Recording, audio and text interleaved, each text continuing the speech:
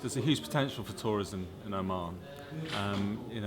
One thing that strikes you as a visitor coming from overseas is just how incredibly beautiful the land is. And it's quite unique as well. The landscape, the climate, the locations. They're quite varied between the southern Oman and Salalah where we are now, but also in Muscat in the north. It's also there's a real variety, and I think that there's a great appeal. I think throughout the world to discover a country which is as raw and as wild and exciting and rugged as Oman.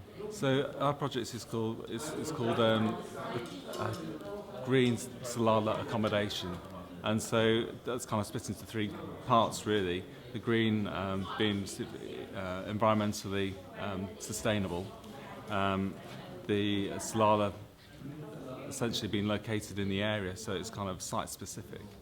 Accommodation we're talking about places for people to stay, tourists to stay when they're in Salalah, and so one of the tasks that the participants have had is really to understand those three things and how they can produce a project which can really combine all those things together to produce a really resonant solution.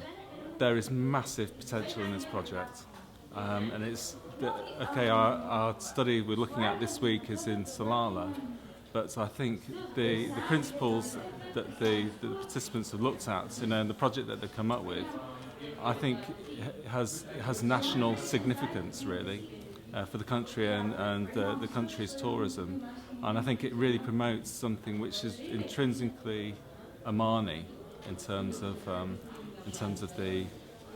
what the offer is, in terms of what the project is. I don't want to say too much at the moment. I don't want to give anything away, but I just think it has national significance. Really, it's something that I'd be willing to come and do myself as a visitor and a tourist to Oman. As I say, we're looking at something which is quite local, but the potential. I think people will start to see this throughout the presentation, and I think they'll be startled by the impact the project could have in a beneficial way.